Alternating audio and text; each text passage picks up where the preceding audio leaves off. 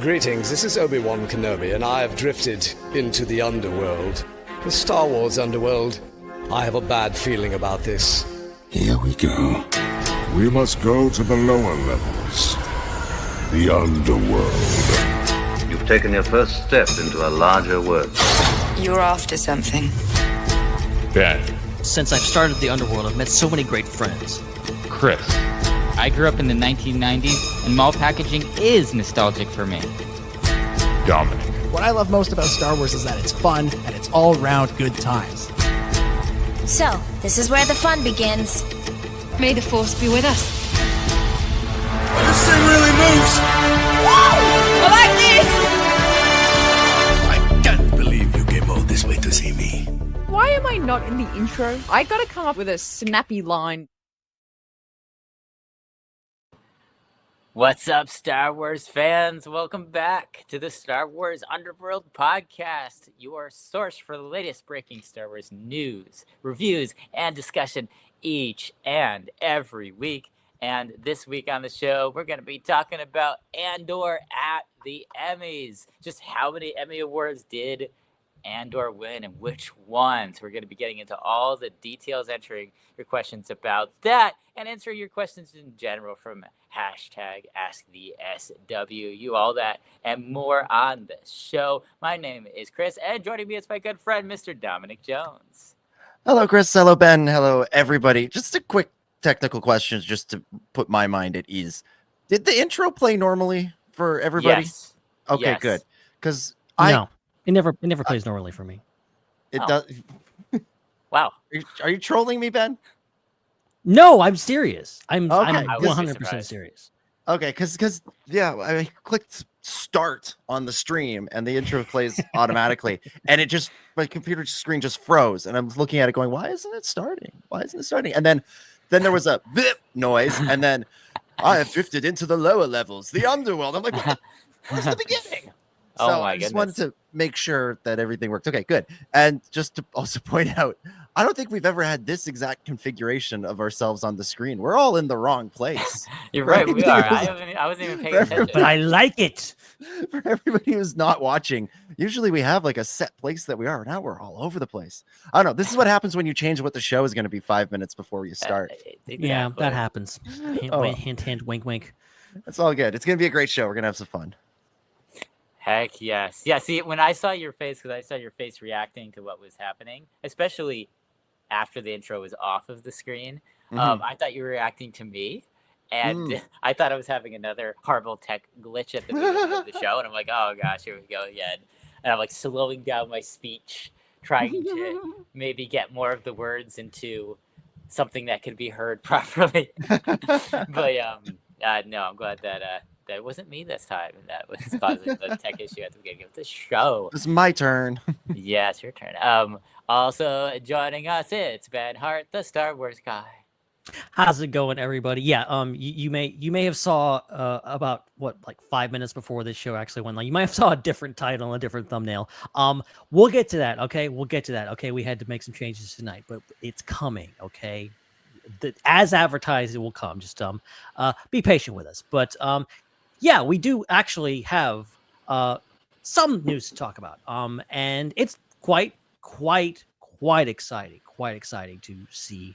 Andor being the critical and all the fan praise, and to see that yeah, okay, the big wigs at the Emmys saw the greatness that was Andor 2. So good to get into that in a little bit. Yeah, and it was just to clarify, like, there is still time for Andor to win more awards. Because as we'll get into, these were the creative arts Emmys, the primetime ones with all the celebrities. That's still coming up this weekend. So there's an opportunity for the show to pick up, I think, a few more awards there. So it's a little bit of more opportunity for Andor to remind us of its greatness. That explains a lot, because I've been scratching my head for the past few days wondering, how did I miss the Emmys? Like, there's all this news about Andor winning Emmys, and I'm like, I don't ever remember the Emmys happening. I'm confused. It's because it's the creative arts and not the primetime. That explains a lot. I'm less confused now. This is great. So we'll get to that.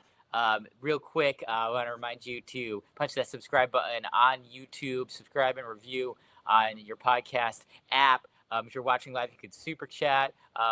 Live or not, you can become a channel member on YouTube, which is the best way to support us monthly. And in the description, you'll see a link to our Discord server. Make sure you join that, because we've got game nights, we got watch parties, we got lots of fun stuff. If you don't happen to follow us on social media, search for the SWU and you'll find us on pretty much any social media. And of course, after you're done watching, check out all the other shows on the network, the Raeside Iron Cannon, Tales from Beyond the Galaxy Tractor Beam, and more. All right. Well, let's get into things. We'll talk right off the top here about the aforementioned Creative Arts Emmys. Andor picked up 4 wins for in different categories. First being outstanding fantasy sci-fi costumes for the episode Harvest. Then outstanding production design for a narrative period or fantasy program, 1 hour or more, for Who Are You? I love these Emmy award names. They're always so long and drawn out and specific. Outstanding picture editing for a drama series for Who Are You? Outstanding special visual effects in a season or movie, also won for that. And a Star Wars adjacent win for music by John Williams for outstanding sound editing for a nonfiction or reality program. I think the way to win that is to just fill your show with John Williams music, and that qualifies for outstanding strategy. That's hilarious. Counts as outstanding sound all the way. But 4 wins: costumes, production design, editing, and effects for Andor, mainly for the episode Who Are You, but also for Harvest and season as a whole.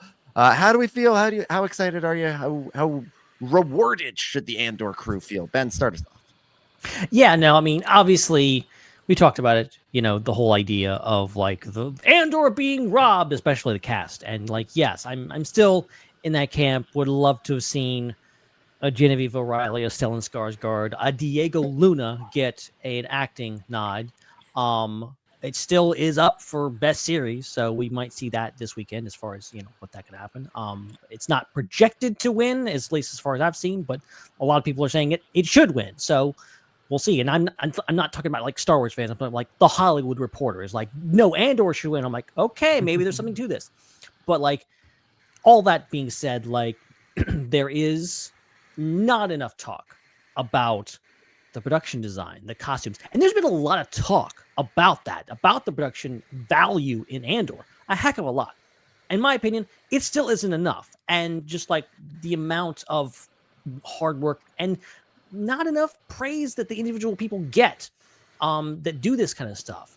So I think it's wonderful to see all those guys and girls, holding Emmys and up on stage, and it's really cool to see them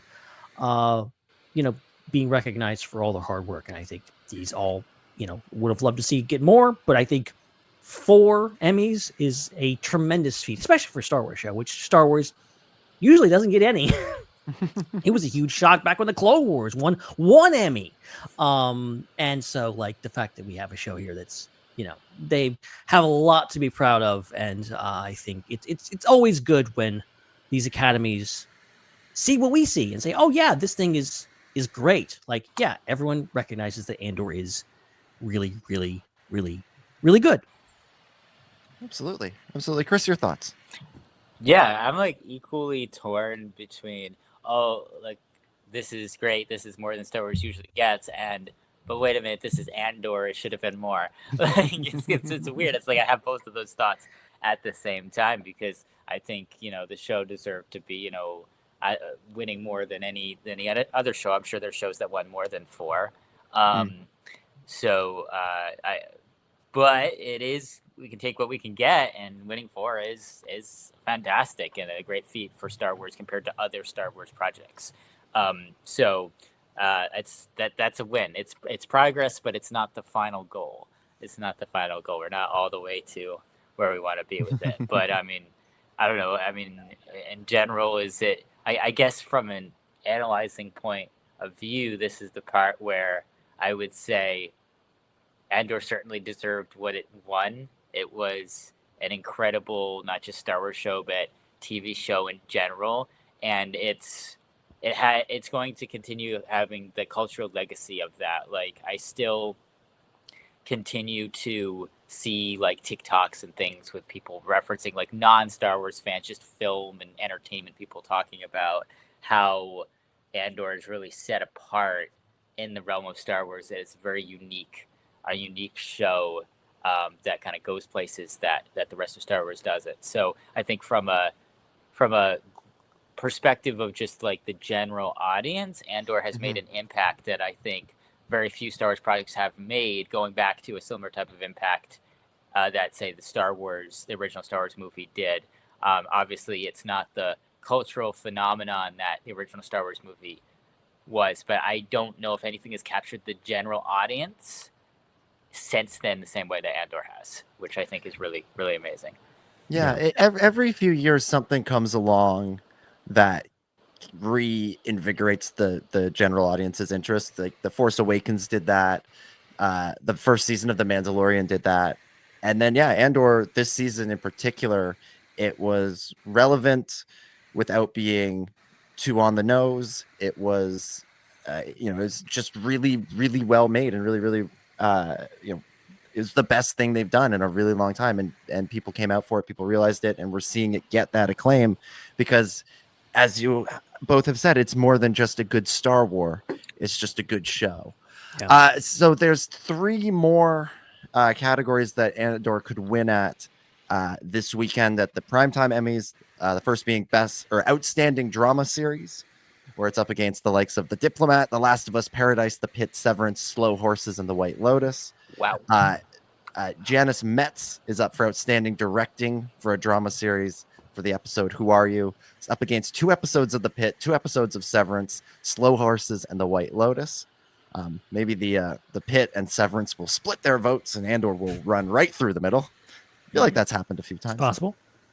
And Dan Gilroy, Tony's brother, is up for Outstanding Writing for a Drama Series for the episode Welcome to the Rebellion. Also up against 2 episodes of The Pit, an episode of Severance, an episode of Slow Horses, and an episode of The White Lotus. So you've got some strong competition.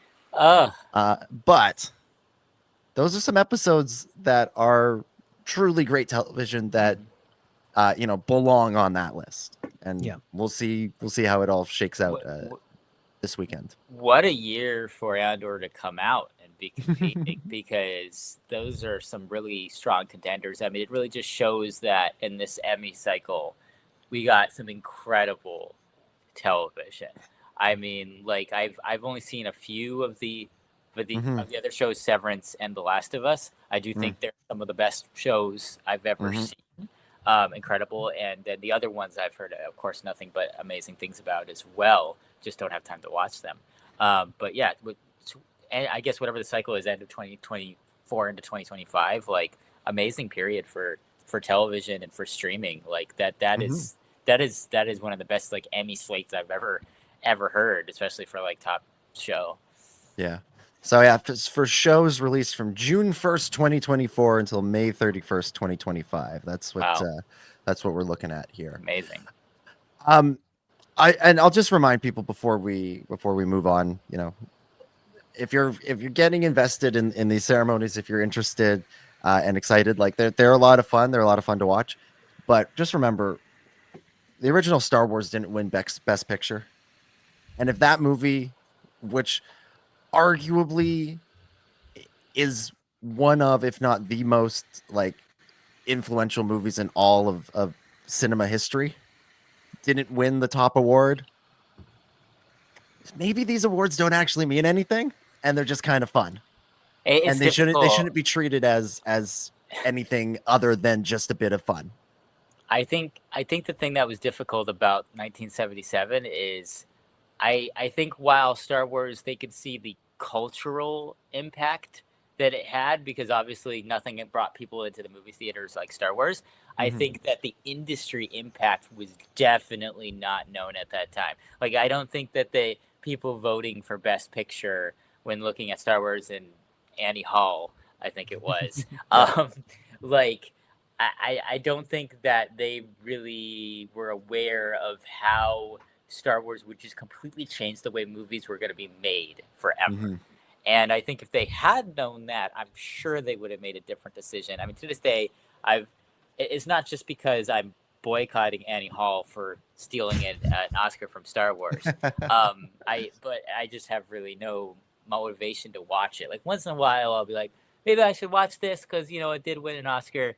But I just never pulled the trigger on watching that movie. And obviously I've seen Star Wars 500 times. So, that just tells you right there. Hindsight is foresight on that one. I think Andor, I feel like that impact should already be known. I feel like the impact is not as deep an impact of, oh, this is going to change like the fabric of how television shows are made. But I think what it is it's an impact of, you can do a show in a very popular franchise that is known for its like kind of pop movies and shows that is also a very deep industry popular show, like popular by people that make things type show, like a very artisan show. And I think that's something that is immediately apparent. You don't need to look at the impact of it over 5, 10, 15 years as a legacy to figure that out. You just have to watch it once and hear what people say about it to know, wow, Andor kind of did a cross-section of two things that doesn't really usually happen. And I think that's what's special about it. It's not just, I think just it being a great show on itself might not be enough merit to win an Emmy, because I think within itself, the other ones, many of the other ones on the list also feel that. But if I made an argument for Andor, it would be, it's not amazing just because it's a good show. It's an amazing because it was able to adapt a universe that into something and morph it into something of an art form that hadn't been elevated to yet. I think that's the unique thing, and that's the case presently, without even looking at the further generational impact, why it should win an Emmy. If I was making a case for it, I think you can make cases for everything on that list. It's not like it's being snubbed if it doesn't win. But that's, if it does win, that's why. And that's the difference I see between that and Star Wars. I feel like Star Wars wins all the legacy awards of like the greatest film of the 70s and like stuff like that. Yeah, and you I don't know, you look at it from a purely simplistic point of view and be like, and it's easy to be like, they don't actually matter because they don't like the movies that I like. Well, I don't want to be like that. But you kind of take a step back and go like, it's just people's opinions. It's just a bunch of people with opinions. It's just that's they're collectively their opinion, and that's what they feel, and that's what they vote for, and that's what the movies that they pick, because they're in the industry, and that's what they do. And then you take a step back further and look into especially the Academy Awards and being like, all of the wheeling and dealing and the campaigning and the rules and all the ins and outs of how movies actually get those awards. And then you're like, oh, they recently changed the rules that you actually have to watch all of the entrants in each category in order to vote. And then you're like, so wait a minute, why wasn't that a rule to begin with? Why is it, you mean to tell me that all this time they didn't have to just watch things? And you're like, oh, people probably just like vote for their friends' movies sometimes, which if I was in their position, I would probably do the same thing. But that just goes to show there's a lot of influences, it's a lot of things. It's not just this of, oh, this is the best thing. Just like, this is the one that everyone in the Academy liked the best. And what are you gonna do? It's really that simple, and you can't take it to heart too much. You can't pin all your feelings on it, because ultimately it matters, but also not that much. It matters as much as you want it to matter. Strange question. I'm curious, like, what the overlap is in the people who vote for the Emmys and the Oscars. Like, how much of it is the same people? How much of it is different people? I've never thought about that before, but I'm curious. Good question. Yeah, I don't know. I'm sure a lot of them are the same. It makes Probably, yeah. Anyway, so there it is. We'll see see what happens with Andor. I think if there was like a best adapted award, you know how the Oscars has like best adapted screenplay. I think Andor would be a shoo-in for that. No, it wouldn't be because The Last of Us is also an adaptation. Yeah. I think this year, because I like The Last of Us, don't get me wrong, not as strong a competition as if it was up against season 1. If you put seasons 1 of the shows up against each other, I think you maybe give the edge to Last of Us. Put the seasons 2 up against each other. I think you give the edge. And also, but also, is it a fair comparison because you have Andor season 1, Last of Us season 1, both first chapters of long-running stories versus season 2 of Andor, which is a complete package, which ultimately makes it feel more satisfying, versus The Last of Us, which is inevitably going to carry out over at least one more season and is basically cutting the story into like at least a half, if not a third. And like you're not getting like that season is kind of intentionally unsatisfying. Which like I liked it, but like it's not on the same playing field. I have the same feelings about The Last of Us season 2 that I have about the last season of Game of Thrones, which is it wasn't as bad as people said it was. No. Certainly season 2 of The Last of Us was not as bad as people said it was. No. And it really, it's funny. I still like will be influenced by the internet. Like I still will like, not even from people that I know, I will just see like, I will not watch certain things. I will watch certain things because people are talking about them. I will not watch certain things because like, oh, there's a lot of bad vibes around this. When like, do you see the things that people hate on the internet? Like they hate everything. Like if you had that, it's really a bad way to not watch something. Is like people on the internet said it was stupid. Like they hate everything. Whatever. Yeah, exactly. Moving right along. So Ben, you may remember a couple of weeks ago I asked you to lend me $450. Oh, and for some reason you wouldn't. I know, bad friend.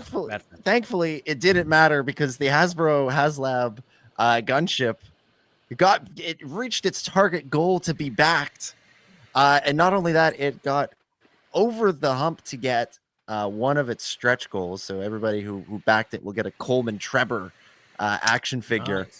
Nice. This was a down to the wire kind of thing, and it was almost like watching an election because. You know, they got over the hump, and at first they thought, "Oh no, we don't have enough. Don't have enough to get any of the tiers or any of the stretch goals. We got just enough to win." And then they did like a recount and found another 100. I think it was European backers. They found another sort of couple hundred. Then they realized they miscounted, and so they deemed that the first stretch goal had been achieved. But the gunship is happening despite our. I think we were sort of ambivalent towards it when we talked about it, but I'm glad the people that want it are getting it. It's always disappointing when these Haslab fails. And the thing itself is impressive. It is very cool. It's a nice piece of kit, as people say, as the Brits would say. I'll always root for them doing it because even if I don't like one, that means they're going to make more and maybe they'll make one I like. So always root for them. Yeah. When they succeed, it means there's more. And it means there is a chance that the next one will be something more interested in. Ben, did you secretly back the gunship? Or are we going to suddenly see one show up in your background? We shall see. Yeah, totally. No, it's cool. It's always like, even when I'm not interested, which I really haven't, like I've been interested in a way that like, oh, if I had that money, that ghost would have been pretty cool. Like that would have been pretty cool to have. Like things, I don't know where the hell would I put it? Those who don't know, this is the extent of my room. Okay, you can see this is it. Okay, what am I gonna do? Put it on this shelf right here? It's not gonna go there. So like, but I don't know. It's fascinating to watch this, and I'm always excited to see these things get things because there's been other ones that are like, oh, that was cool. Like I think the Riva lightsaber was one that was up for that it. One came and went with that one came and went with no promotion. Yeah, in fact, I don't even remember that like happening. I just remember like it being there and it's like, oh, okay, it's gone. Okay, that sucks. Because like again, not wasn't in my price range, but damn, is it cool. So I'm glad that this is It's happening. People that want it are getting it. This is how the system's supposed to work. People that want to spend oodles and oodles of money on a big version of a set that we already have can do it now. They can do it. They've got the money, and they're going to get the money, and it's going to make it. So yay. There you go.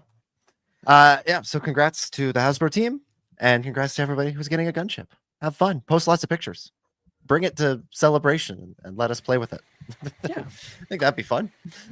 All right, that's it for the news. There's no news this week. News doesn't matter. What does matter, though, is listener questions. Yeah. So we'll get to another classic installment of our Ask the SWU segment. This is where we answer your questions from Discord, from the live chat. If you want to super chat, we can get to those. But we got a good number of questions from the Discord. We'll start with this one. This is an interesting question. It's a really interesting question, kind of thoughtful, from Matthew McKinney, who asks, have you ever got bored with the Star Wars franchise that you thought about taking a break from it, or too disappointed to dig into the next big release? Not trying to be controversial, just having questions. Have you ever gotten so bored with Star Wars you thought, hey, I'm going to take a little step away? Now, I think this is an interesting question. I'm curious to know your answers.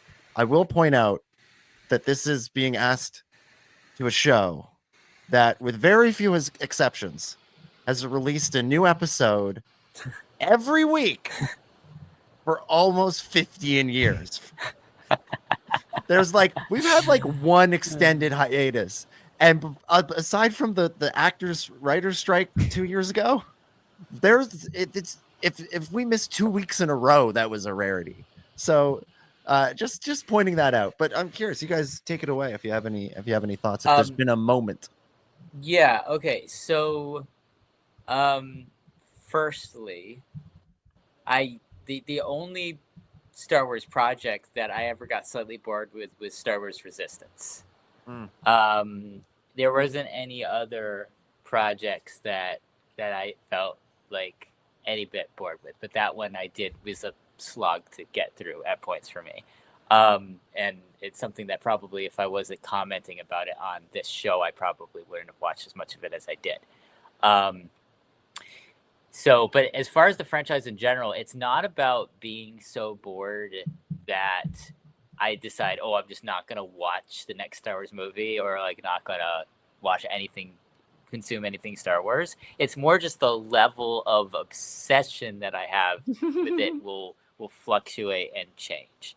And I think, I don't know, maybe I'm just kind of falling into a nostalgia trap because of the age I was when they came out. But no Star Wars project has really hit me the same as the prequels and the Clone Wars. As far as how obsessed and not bored I was with those things.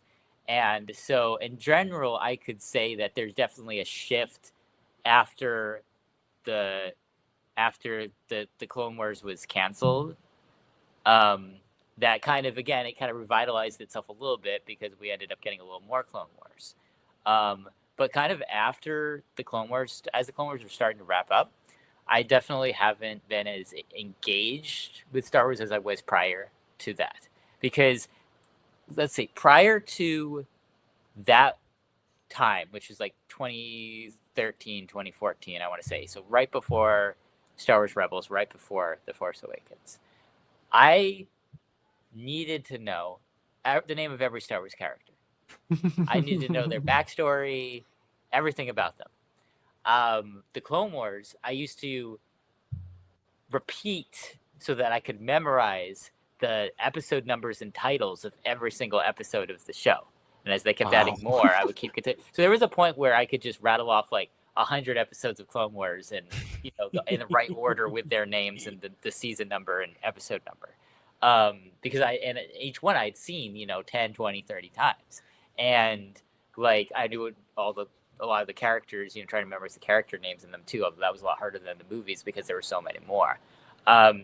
I've not done that with Star Wars Rebels or the sequel movies or any of the Mandoverse content. I cannot tell you the names of many of the episodes now that it's been a week since I watched, so I'll know it for a week or two and then I'll forget. I can't, just say more than half of that. I can't tell you like remember all the character names from all the things. And again, I don't know if it's not from oversaturation, because Clone Wars and prequels was a lot of saturation. I just think it's not as interesting to me. And I think the reason why it's not as interesting to me is because I feel like it became too self-referential. Like, I feel like there was a point where just the stories and the characters started recycling themselves a little bit, and it's more like, oh, this is the new version of that. Like, this character's the new Sam Wessel. This character's the new, this is the new Stormtrooper. This is the new this is the new that. And this is the new Han Solo character. It just kept referencing the same archetypes. And I didn't feel that obsession to research it, because I'm like, I already know what this is. I already know who this character is. It's just a rewrite of a character I already know, or a situation I already know, or a plot I already know. And I think, and then it's like, it wasn't necessary to like memorize it or to revisit over and over again, because I already had another version of that already in my head. So if you could classify that as boredom, that's the closest thing to boredom that I could describe. I think that things like, Andor, like, are definitely not of that quality. Like, I don't feel that way about Andor in some pockets of things here and there. But the vast majority of it, I think I still do feel that way about. And so even those few things that I think are novel and not recycling things, it doesn't change just the overall vibe of the entire franchise, and not enough to kind of move me back into the needle back into like, oh, I'm obsessed with everything again. It's like, maybe I'll be obsessed with this one project or this one episode or this one movie, but it's not everything. It's not like before, where literally anything that would come out, the micro series, the prequels, all of the Clone Wars, the movie and the series, all that stuff. It's just like, I need to know everything. I need to have all the encyclopedias. I need to collect all the action figures. I need to read the data bank entries when they go up about the characters. I need to read the Wikipedia for everything. I don't have that anymore for the majority of things. The memorizing the episode title names, that was quite an impressive feat. I'm sitting here. I was like trying to think, could I do that for Mandalorian or something like that? And I got about 4 episodes in, and I'm like, I don't think I can go. And I'm not even sure about a couple of them. Yeah, because the first episode of Mando is called The Mandalorian, right? Yes. Okay. It didn't even have a title at first. Yeah. It was just called Chapter 1 or something. Chapter 1, yeah. So it's The Mandalorian, The Child, The Sin, Sanctuary, and then I don't know. I can't remember. The next one is that one with Toro Calican, and for the life of me, the Gunslinger. The Gunslinger. Or maybe Gunslinger. Some of them most of them have the, others do not. Yeah. See, I'll remember an episode title if I think it's like a good episode title or a really bad one. Like, naturally, Book of Boba Fett had some really good episode titles, like From the Desert Comes a Stranger. I was like, there's a title. That's a good one. But anyway, Ben, I don't know. Are you bored? You've ever gotten bored with Star Wars? Yeah, all the time. I'm bored right now. No, I appreciate Matthew for sending this thing, because this is a great question, and it's something that I genuinely have thought about a lot over the past 15 years. Because I mean, it's mostly out of like anxiety and fear, because I am a person that just thinks too much about literally everything. So my shower thoughts are just all over the place. Okay. You never know where it's going to go. But just the whole idea of like, I think we're all kind of experienced this. Like, even if you're not on a podcast in your life, if you're listening to this, you're probably the Star Wars guy or the Star Wars girl or the Star Wars person in your circle of friends or in your family or whatever else. You're probably known for that. You're probably known for your obsession with Star Wars. So it's a bit intimidating. It's a bit scary to go like, well, what if I lose interest? Because I have this experience with other franchises. I think this is connected to this, because I think the only times my interest in Star Wars has waned is when it has been overtaken by other things. And by what I mean by that is like not for a year, not for a month, but for a few days, a week, I will get obsessed with other things, watch the new Superman movie. I was obsessed with that for probably a good week or two. And every time like I watch a new reaction or see something, I'm like, for the next hour, this is what I'm going to be obsessed with because that's my personality. That's what I do. And Star Wars, I could care less about it now because this is what I'm focused on right now. I think there has been times when maybe Star Wars didn't jive with me. I mean, you remember whole arcs of the Clone Wars that kind of like, I remember really not enjoying the Andor arc for some reason. In retrospect, pretty fine, great arc. I just remember being so disinterested in what was going on in that arc that I kind of zoned out on the show. I don't know what else was happening, but that just kind of was my things. And there's been other things since Star Wars that I'm just like, I'm not feeling this, not feeling the show, whatever else. I think with you, Chris, like, I loved Resistance, but there was times when I'm like, what are we doing here? I'm not feeling this as much as I felt other things. Doesn't mean I don't like it. It just means that I'm not as locked in and obsessive as things. But I think with me, it's more along the lines of this weekend, I'm obsessed with this thing. And that's what I'm zoned in on. And that's what I'm feeling. And I'm not as much on Star Wars. But I don't think it's never overtaken me for a very long time. I always come back to Star Wars. And that's one thing about Star Wars to me that makes it so special is because it's always been there. It's always been there for me. This kind of rock of a thing that I've always been at least somewhat obsessed with. Since literally as long as I can remember, seeing this thing and going like, this is the greatest thing I've ever seen in my life. And then just going on and actually, continuing to love it from this day forward. So I again, it could happen. Maybe tomorrow I'll get bored and I'll just come to the podcast and say, this is my last episode because I don't like Star Wars anymore. But I don't expect that.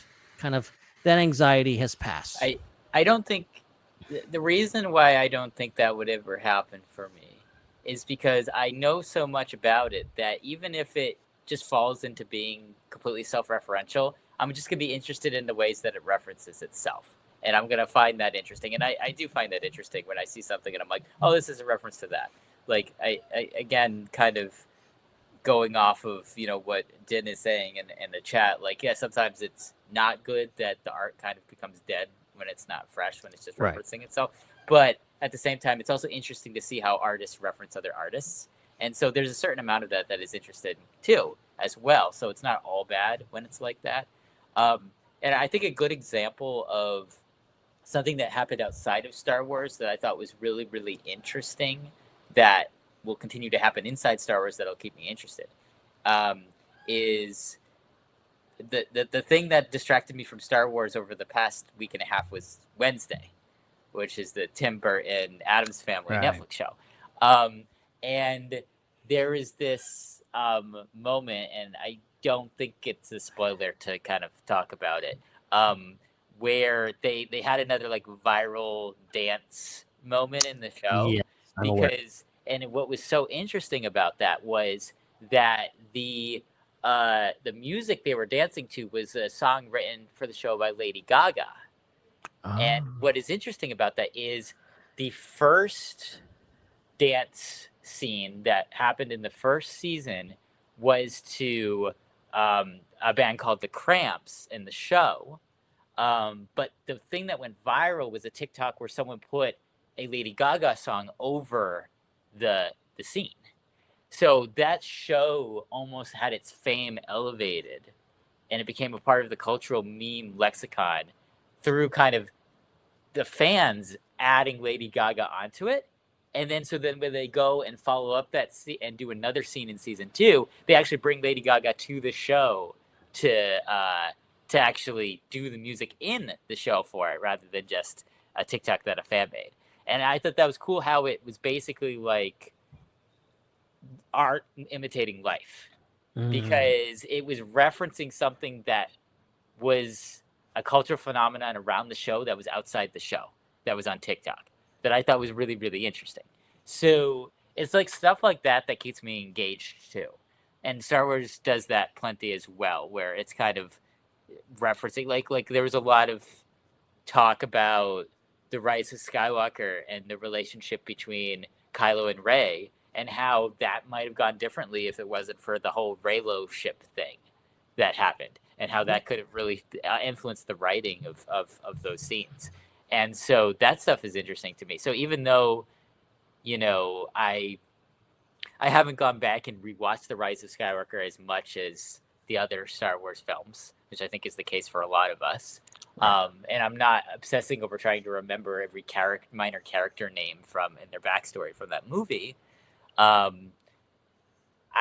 would definitely go watch that movie again, having not seen it, and be very interested in it to see like things like that, like how do the characters evolving? How is art imitating life and imitating other art? How are they referencing things? It's interesting to me. So because of that, I think Star Wars will always be interesting to me, just because I know so much about the culture and the lore and the previous projects that it's just always going to, how they repackage it is just always going to be just a certain specific fascination of mine, beyond just this story in a vacuum within itself, or the project in a vacuum within itself. There's always just so much momentum of interest there of how are they going to do this? How are they going to pull this off?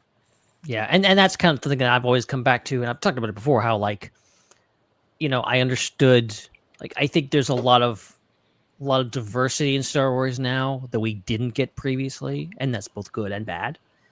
But, you know, in regards to the storytelling and how that works, and I think I understood, and I'm not saying I'm excusing the bad behavior that happened way back in the day, but I understand people being so viscerally angry about the prequels, because that was just all they had, and they were just like, oh, we're only getting 3 more Star Wars movies, and that's that. Versus now, which is now like literally endless amounts of Star Wars.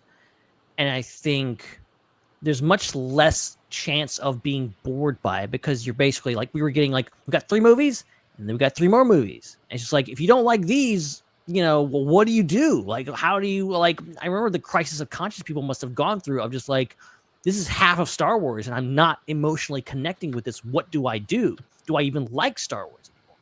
And now, I think, you know, being that Star Wars being the buffet, bringing back the buffet analogy, I'm just like, there's kind of a smorgasbord of things. And if you're bored with Ahsoka, Andor's coming. If you're bored with Skeleton Crew, you know, there's more stuff happening.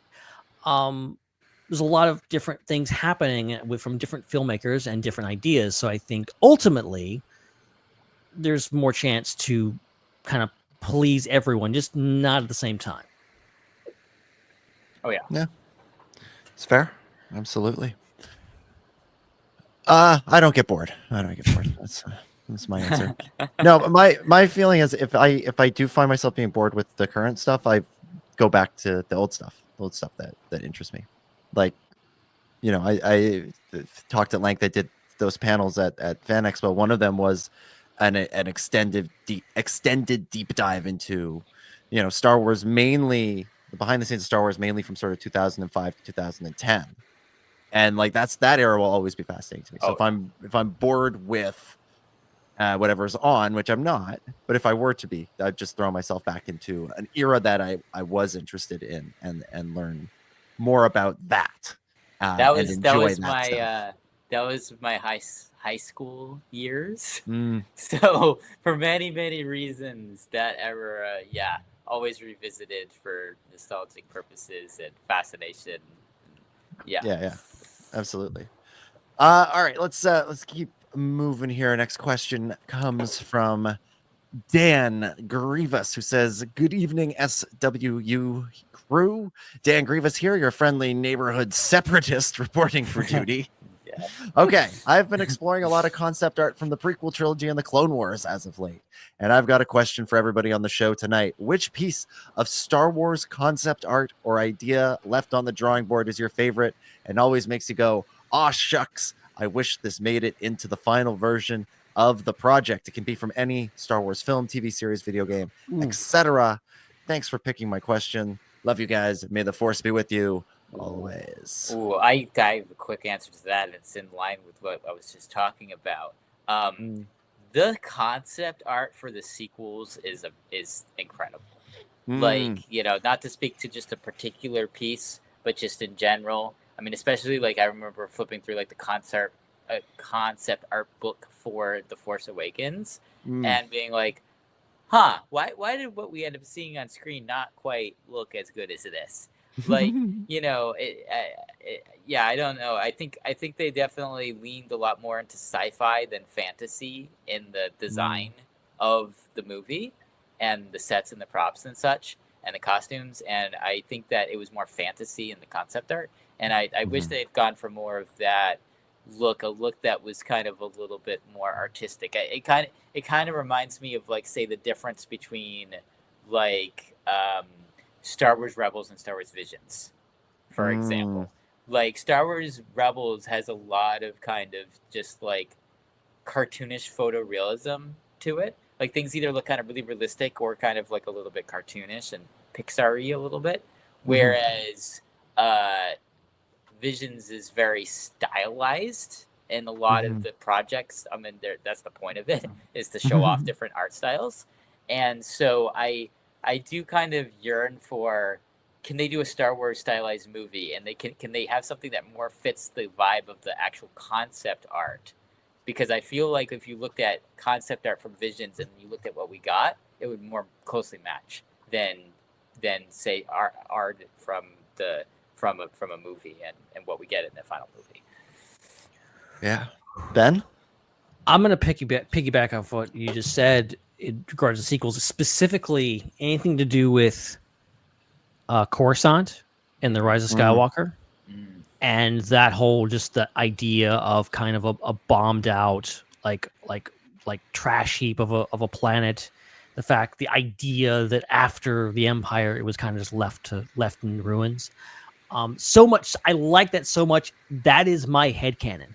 That genuinely is my headcanon. Until they confirm otherwise, I fully believe that, like, that's what happened after The Mandalorian or whatever, you know, what like that could very well be like the future with this. I'm really hoping that if we get something in the future, that there's some payoff with that, because I think it's a really great idea and so striking. And I think, you know, that's one of the few things. There's not a ton of stuff in Duel of Fates that I think works, but that's one of the things that I'm like, that's a cool concept. Had it morphed into the final version of that movie, if they could have squeezed it in somewhere, it would have really been cool.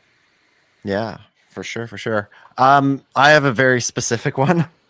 That's one that I hadn't seen for quite some time. I probably saw it back in the day, but it hadn't resonated with me. But I saw it a few months ago when I was working on a Substack post. It's from like the first arc of the Clone Wars, the Malevolence trilogy. There was a piece of concept art of Plo Koon fighting General Grievous in space. And yeah, that was gonna be a thing. Yeah. I really, here it is. If you're watching live, you can actually see it.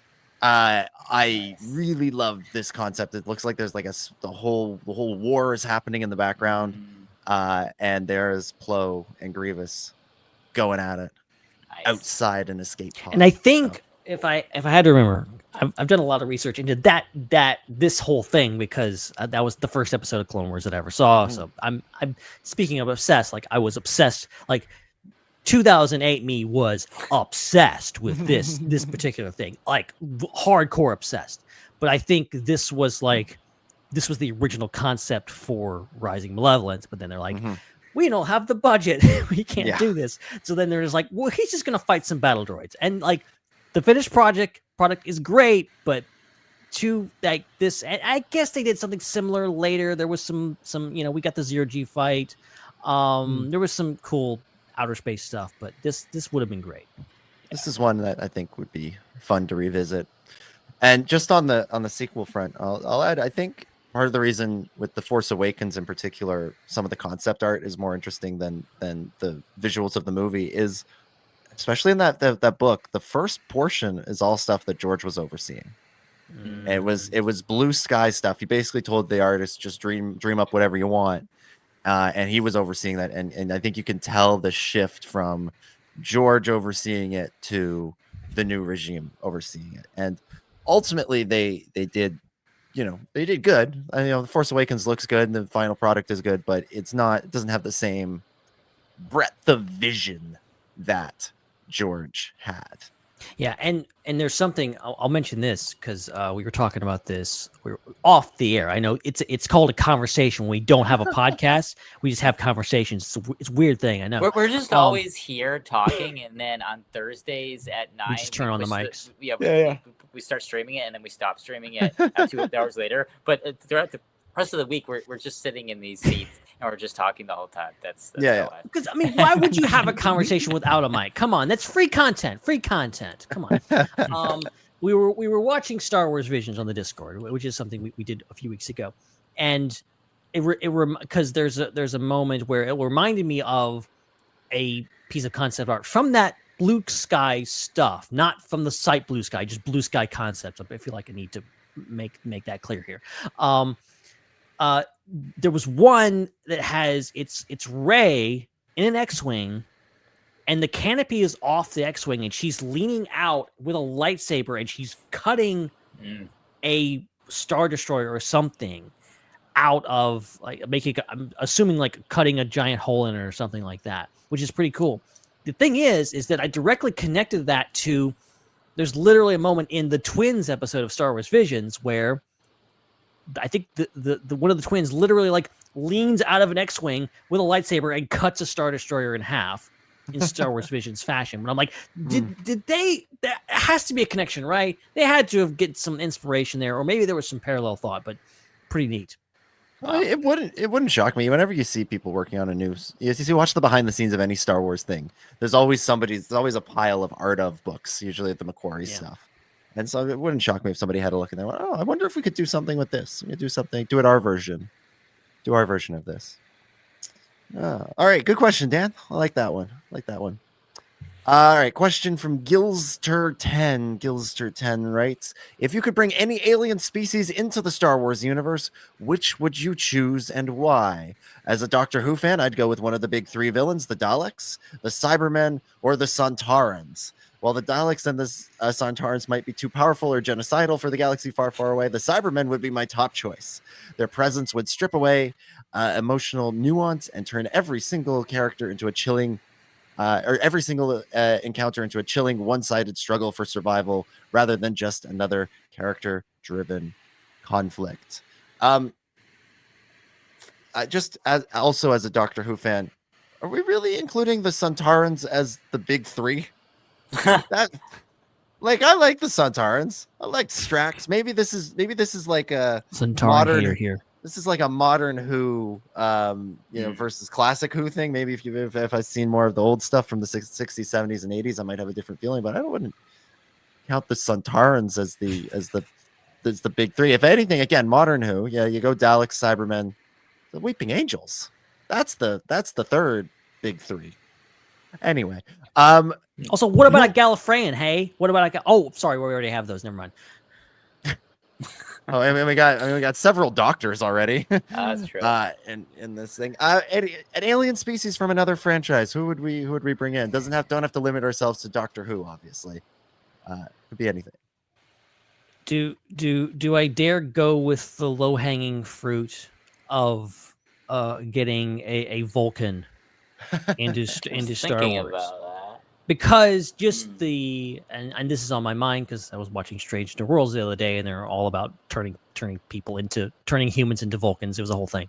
But like, just the idea of just like Vulcans are all about having no emotion and dealing with that, and that interfacing with like, what do you do with a force sensitive Vulcan? Like, how does that work? Would that be a good thing, or would it be? Would you find out that Vulcans? I think that's kind of the thing that Star Trek likes to make a point of. Is like Vulcans do have emotion. They just they don't necessarily deal with it in the right way. So that would be a fascinating thing. I'm just like, especially like Spock, who is half Vulcan, half human. How would he deal with that? He obviously has emotions he's dealing with. How good of a Jedi would he be? Okay. It's an interesting one. Chris, what are you thinking? I had to think for a very long time because this is a great question because I've never thought about this before. So I had to think about it. I think it would be interesting to see Cylons from Battlestar Galactica in Star Wars, especially with along the lines of what we were just talking about with the thinking. Because there's this whole arc in the Battlestar Galactica prequel series Caprica about the emotions of the Cylons, and I think it would be very interesting. I think you could explore that in Star Wars actually even better than you could in Battlestar Galactica, and then it could solve my issue of me being salty that they never completed that storyline, because I think it's one of the best science fiction storylines ever written. So I'm just continuously salty and mad about that.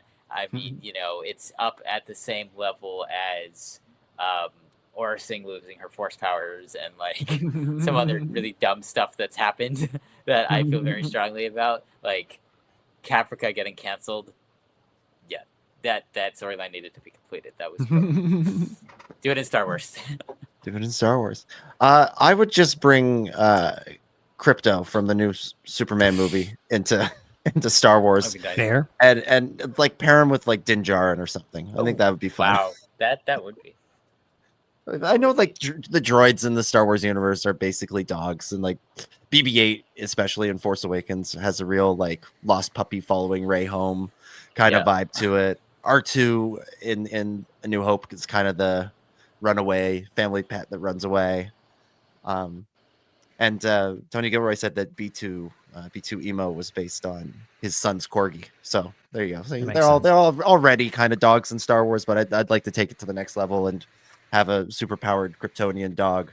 Yeah, chasing Din Djarin around. I think it would be really fun to just stick Din Djarin with Grogu on one side and Crypto on the other, and he has to just single dad looking after both of his kid and his dog, trying his best. I think that'd be very entertaining. Good stuff. Gills Tur 10. Next up, Dr. Hugh. Dr. Hugh asks, to join in on the momentum for Star Wars Starfighter, what other letters do you think could be good candidates for new alphabet wing craft? Yu-Gi-Oh! Even has its own spin with the W-Wing catapult, so even the more unusual candidates could be considered. In addition, I'd argue that the B-Wing does resemble a capital B sitting on wings if you look at the shape of the cockpit and engine modules together, in spite of the craft's blade-like look. So if in doubt, stick another wing or two on your letter of choice for function or extra functionality. Yeah, I'm gonna have to look at the B-Wing again because I've never seen the B in there. I liked that they sort of retconned it to be Blade Wing because that made more sense. Yeah. But what letter? I don't know. Are we feeling like I don't know, an L wing? Well, yeah. What do we not have is the first question. We have an A wing and a B wing. We need a C wing. Anyone have any ideas for a C wing or a D wing? I'm thinking like the most ridiculous one. Like what about a Z wing, a Z wing, as some of you would say. I think a Q wing would be good. I often think of the Millennium Falcon kind of like a Q wing. It looks like a Q. Mm-hmm. I'm thinking of a ship that's like a flat thing, but then it has a wing on each side that like fills out like this and like folds out like that. So like I can see that. So it kind of looks like a Z, but also kind of cool, maybe. I don't know. Hit me up, Lucasfilm. I got ideas. I like Joel in the chat says, give me a J-Wing. That way you can say it's named after me. In that sense, let's get a D-Wing in here as well. Look at that. Because we also have an E-Wing. That's a recent addition. And, well, not a recent addition, but it's recent to live action. McGregor. Kind of looks like an E. I will give them that. But also just like they don't have our alphabet in the Star Wars universe. So how does this work? Oh yes, that's right. Because the names are Aura and Besh and like I want to see ships named after the Aurabesh alphabet. Like that's like G. I like that G-Wing. Well, okay. So out of universe, right? It's because Aurabesh is an addition later, right? Because that didn't exist in the original Star Wars. There is like English words in A New Hope in the original version. But then they replaced it with the Arabic alphabet. So at the basic was originally with the Roman alphabet back in the day, and it's like it's a lot more difficult to then change the names. I guess the best retcon would be that the Latin or the Roman alphabet was the old version of Arabic and was like the ancient lost alphabet, because that way you could explain like the retro terms. Like a good example would be, it's like saying that an A-wing is called an A-wing for the same reason that an alphabet is called an alphabet and not an ABCs, because alphabet is Greek for AB. So that's the only thing I can think of. There you go. That works. I'm happy with that. Or what about if we're doing letters? what about punctuation? What about punctuation? What about a hashtag wing? You know, what about exclamation point wing? Semicolon wing. Wait, are Arabic punctuation the same, or did they have their own different symbols? I can't remember. That's a good question. I feel like it's the same because numbers are the same, right? So the period and the exclamation point and question mark, those are the same too, right? It's just the letters that are different, I think. But dollar sign wing. Well, no, it would be Republic credit sign. Oh yeah, that's true. Yeah, it looks like a 7 for some reason. Yeah, that's right. The 7. Yeah, that we see that everywhere on all the games, and when you have points, and yeah. There you go. On the credits themselves, and the little gold bullion credits has a little 7 dash on it. Makes sense. And why can't we put the Republic credit sign from Star Wars in our passwords? Because we'd all have them in our passwords, but why can't we? I mean, I know that the yen looks kind of similar to that. It's like just one more line. Okay. Like if you bend one of the lines from the yen over, it kind of forms the Republic credit.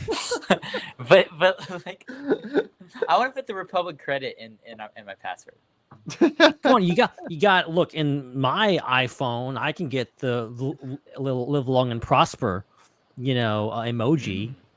So why can't we have? Give those Star Wars fans a bone, Apple.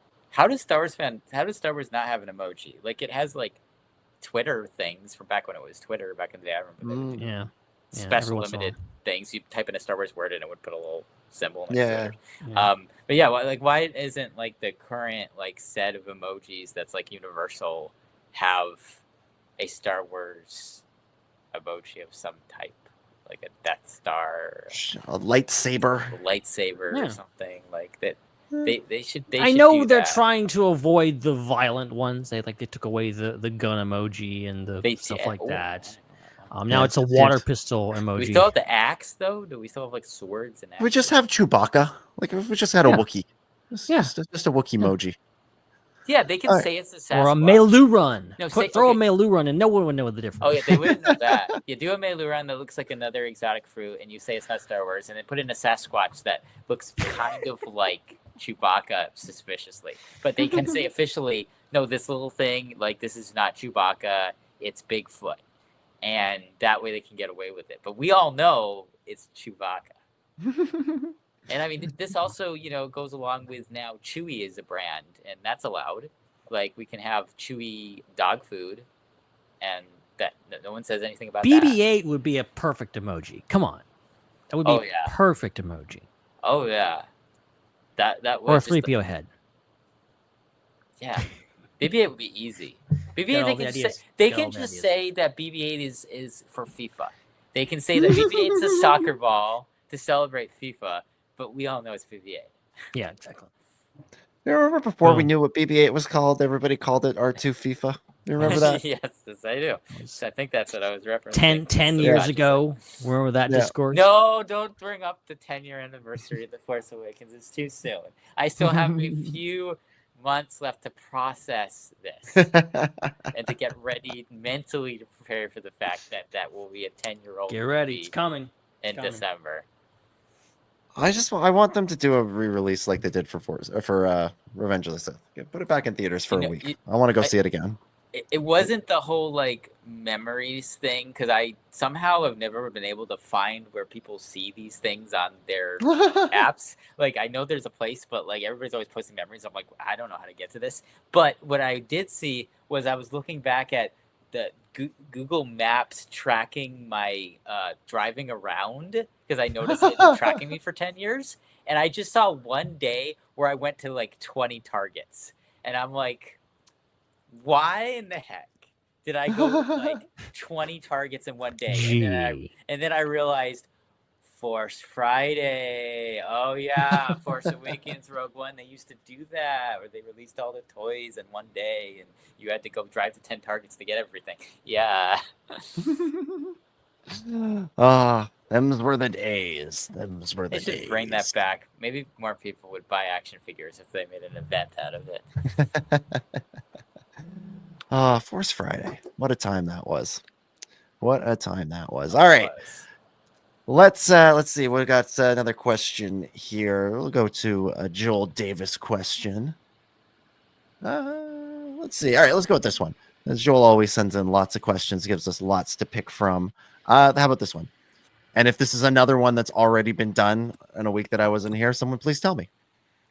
Hey, Underworld, with 2026 being the first year where we will be getting both a live action Star Wars film and a live action streaming show, The Mandalorian and Grogu plus Ahsoka season 2. I've been wondering how these two stories can really take advantage of their respective mediums. As I often say, many of the streaming shows could have been movies. In fact, some might have been better as a film. Assuming Ahsoka is 8 episodes long and knowing they're all written by Dave Filoni, what can the show do to make sure that when it's over, we aren't all saying that should have been a movie and Star Wars should have just released 2 movies this year? More broadly, what can future streaming shows do, if there are any, to truly utilize their medium, especially in years when movies are back in theaters? For the record, I don't think we'll ever get 26 episode long Star Wars TV seasons. Most will, at best, still be 8 episodes long. Love the podcast as always, Joel Davis. Just to say, this isn't the first year where we'll have both a live action movie and a live action show. We had Rise of Skywalker and Mando season 1 in the same year. Yeah, so it's funny. Get your facts straight, Joel. And look, Joel, don't let him shame you, because I had the same issue with it, because I was like, oh, well, 2026 is going to be a special year. It's like, no, you idiot. Like, I was telling myself, not you, Joel. Like, I was telling myself, like, come on, man. Like, we literally, like, we sat down and watched the penultimate episode of The Mandalorian like a couple of days. Like, we were all together for that. Yeah. Right before going to watch Rise of Skywalker. Like, that's a thing that happened. Core memory. And somehow I completely forgot it. But yet, I think for the rest of us, I think it definitely, like, a lot's happened since especially December 2019. I remember doing a lot of things in December 2019. Like, wow, a few months later, a lot changed. So So I it's things like I went to Las Vegas after that trip. Like, I went with my family, and like after a few months later, nothing was happening. Crazy stuff. Crazy times. Yeah.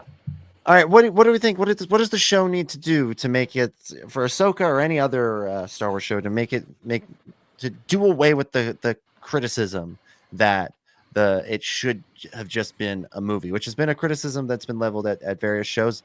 I think the show that the case is best made for it is Acolyte. I think that would have been best as a movie.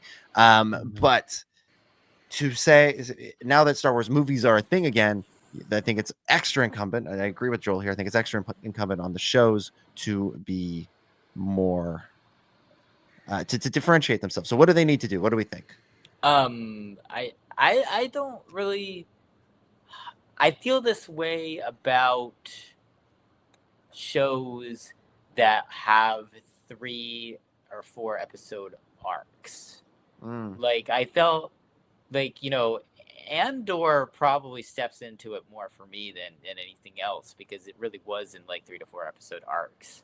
And so that could have been, a series of several movies instead. But I think that would have been a pretty long series, because, that was a lot of content and you wouldn't want to cut. If anything, there should have been more. So, I mean, to me, I think just if you walk away from a show and you're like, if you had condensed that into a movie, you would have lost important pieces of the story. Then that's enough for me to say that. And I don't really feel like this is how I feel. This is the best way for me to put it. I've never walked away from an entire Star Wars series and said that should have been a movie. What I have had is I've walked away from a specific grouping of episodes, either the first few episodes, the last few episodes, or maybe some strong episodes somewhere in the middle, and said it would have been cool if they would have done a show and a movie. They would have like started with a movie, kind of like what they did with the Clone Wars movie and show, and then continued the show from there. Or if they had the opposite, if they had the finale of the show be a movie, and the last few episodes of the show be a movie, like Siege of Mandalore, for example. Siege of Mandalore, I think, would have worked really, really, really well as a movie. I would very much advocated for that, and I think it would have been great too to have another Clone Wars movie that maybe would have a little bit more positive feedback, because it wasn't like the first thing, it's the last thing, so like they know what they're doing a little bit more with all aspects of the production. But I can't criticize it, because that's what they're doing with Mandalorian and Grogu. Like they're literally doing that. They're making a season of a show a movie. So at this point, I think we're in a good spot with that. I think that what they're doing now is good. Just keep doing what you're doing. You're not going to be hearing that criticism from me. Yeah, no, I think because it is like it's so easy in retrospect to say that and be like, oh, this season of Star Wars TV that I think wasn't up to snuff should have just been a movie. Could have very easily be on the other side of that, being like, well, they turned it into a movie and now it sucks. Like, we could be that. I'm not saying we will be. I'm not expecting that at all. I'm definitely hoping that. But like, we could be sitting here in a year going like, well, Mandalorian and Grogu they could have padded that out. It could have just been a whole season of Mandalorian, but they turned it into a movie and they ruined it. No, let's not jump to conclusions here. But like, it is. It's very easy for us to say, I think, yes, there are some ideas, if I'm going to play that game, I would look to Obi-Wan Kenobi as a show that like kind of maybe drags in the middle and it kind of feels like it's being padded out a little bit. There are certain shows in the Star Wars universe that feel like, okay, it feels like this was something. And I mean, we know from just basic facts that Obi-Wan was going to be a movie. It was thought of as a movie at things, and then it turned into a TV show. And it kind of feels that way on the back end. Not saying I hate that show, not saying I think it's bad. I just think maybe it could have been better. And I think the answer to that is not like, well, maybe it should have been a movie. Maybe it could have just been a better show. Maybe they should just spend more time on it. And it's unfortunate that wasn't the case. So I don't know. I don't know what the answer is. Obviously, like you said, they're doing it. Like the streaming bubble has seemingly burst, at least. Things like you have people like Tony Gilroy being like, "Oh, they've given up on it." Like I don't know how true that is. I think maybe he's being a little hyperbolic, but also I think the proof is in the pudding that like they took their biggest streaming show, the show that they literally launched Disney Plus off of, and they're turning it into a movie. And they haven't announced any more shows other than Ahsoka. So like, it's definitely headed in that direction. Definitely seems like they've heeded that criticism of just like, why not just make them into movies? I think. Oh, sorry to cut off your go answer, Dom. I had this thought really quickly on top of what Ben said directly, which is kind of what happened with Disney Plus. Is they thought it would be this kind of little niche streaming service for Disney fans and Star Wars fans and Marvel fans. They did not realize it would be competing with Netflix to be one of the top streaming services. And that initial grouping of content that they had, like WandaVision and The Mandalorian and the Jeff Goldblum show and High School Musical, the musical series, the documentary gallery of Zach and Gabriella. Troy and Gabriella. I just mixed my actors and my character name. No, it's Zach and Gabriella, and it's Troy and Vanessa, obviously. I just realized that, like, after 20 seconds, like, wait a minute, what did I just say?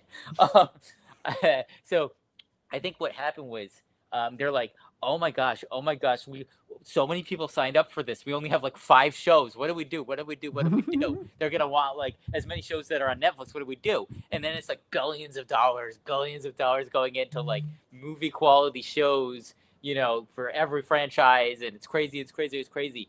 And then the amount of subscribers that they have stays the same. Why? Because everybody and their cousin signed up. There's no more people to sign up for it. You've already made all your money. There's so many people in the world. You take all your billions of dollars and you make new shows. The best case scenario is you'll just make the same amount of money off of that, because people won't unsubscribe. But they did, because people, once their initial subscriptions and their deals to get it for 2 years for really cheap were off, a lot of people didn't renew, which makes sense. There's so many other things to subscribe to. And so then they're like, wait a minute. And then they realize, oh, wait a minute, just making another Star Wars show is not going to make us any money at all. There are people who are watching it are already paying us. They're not going to pay us anymore because we're just giving them the show. What do we do? Oh, we gotta make it into a movie and put it back in theaters so we can make our $1 billion. That's the only way we're gonna make our $1 billion back. And I think that's like the really dumbed down version of what happened, like the really simplified version of what happened. And it's not necessarily a shift in the zeitgeist of the entertainment industry. It's just a business thing that swung way and then swung the other way, and it's just natural, and it's just it'll cycle back. At some point something will happen and they'll need more shows. It's just cycles. Well, they'll realize, oh, there's a real desire for shows like this once, and then then we'll have another boon, and then it'll always ebb and flow. Well, I was gonna say something. I had something really profound to say and I can't remember it now. I just want to talk about how it's interesting that Olivia Rodrigo is now bigger than Disney Plus. Yeah. So. Yeah. There's always that one. There's always those stars. They start off on something. They're like part of it, and then they blow up and are just way, way, way bigger. And I mean, there's a reason she's not in the 3rd and 4th seasons of the High School Musical show. Like exactly. She didn't need it anymore. Didn't need it. Nope. All right. Good question, Joel. And I think that's good questions, everybody. I think that's where we can leave things for that. If you want to submit questions for next week or any future week, send them in via our Discord. Link is in the description. Join the Discord, join the conversation, and submit questions for future episodes. And I think with that, we can begin to wrap things up for this week. Amazing. Thank you, everybody, so much for watching, for listening this week. Of course, we'll be back with another show next week. It may or may not be the 15th anniversary special. I think we're going to be on 15th anniversary special watch for some time, but it will happen. It will happen at some point. Even if it's our 16th anniversary special by then. But we will have a show of some type, some form in 7 days. So definitely tune in for that and follow the at the SWU, which now is just a search bar suggestion, because like at handles aren't really a thing anymore. As far as URLs are concerned, it's not like you can type in a name of a site at and then something and it comes up. But you can search for the SWU and find us on pretty much everywhere. So do that. Dominic, thank you so much for hosting. Oh, it was my pleasure as always. It was great fun talking about all this stuff, and I hope somebody got me an extra gunship that they'll ship over to me and I can play with it, because that would be fun. But yeah, great show, and I won't be here next week, but I'll look forward to doing this again in 2 weeks' time. In a fortnight. At Dominic Day 25 is where you can follow Dominic on social media. Ben, thank you so much for hosting as well. Oh, it was a pleasure as always, and sorry for the bait and switch, guys. But yes, we have some special things planned for our 50th anniversary. I'm trying to get it together, but some people won't get on the drink. I'm just not calling any names. Just saying, certain person not here, and do you know who you are? Just kidding. But that was one of us in rotation. Yeah. Just for every week for like since April. Yeah, it's at least one for person. like 5-6 weeks. But there's one person that's almost always here. And wink, wink. Just kidding. No, it's fine. We'll get it done. We'll get it done. It's like I'll do the show myself. The 15th anniversary will be a celebration of me. Look, at this point, I'm very tempted. Very tempted. But no. Patience we must have. To make that happen. And yeah, that's not the only project I'm working on. Another wink, wink. Stuff's happening. So yeah, keep an eye out for more things in the near future. You can follow Ben at Ben Hart with no E, where I'm sure you can hear all about that as it breaks. Make sure that you subscribe on your way out. Thanks to our super chatters and channel members for helping pay the bills to run the show. And make sure to check out our Discord. Do we have coming up tomorrow on Discord, Ben? What's that? Oh, sorry. Oh, Ben, sorry. Ben is planning. Ben the one time I like he's not talking to me, is he? No, we have, I believe I forget the name of the documentary. We are planning to watch a Star Wars documentary, which I have never seen, that Joel suggested. And it is free on YouTube. Anybody can watch it, apparently. So yeah, tune in for that. We're trying to do just random things that normally wait. always get whatever happened to watching every Star Wars thing in order? Look, we never actually got out of Young Jedi Adventures, okay? I haven't officially given up on it, but also, there's other things to watch, guys. There's other things. And then we kept going with Young Jedi Adventures, and they kept making more episodes, and they kept releasing them when we kept getting more behind. And it was just driving us insane. No. Like, can we get to the Phantom Menace or even the Acolyte, please? No. Dang. That's wild. That's a good point. It's actually unfeasible because you can't watch it faster than it's coming out. It's a very good point. Like I don't want to be like, cancel Young Jedi Adventures so we can finish our run through. Like, no, it's actually a really good show, guys. Please keep it going. It's fascinating. It's fascinating. So check out our Discord there. Make sure you follow us on Threads. One of only 2 social media networks left after the Great Purge. worth your time, I should say. And check out all the other shows on our network. The Raeside Icon and Tales from Beyond the Galaxy Tractor Beam and more. All right, that's it. We're out of here. For Ben and Dom, my name is Chris, and may the Force be with you.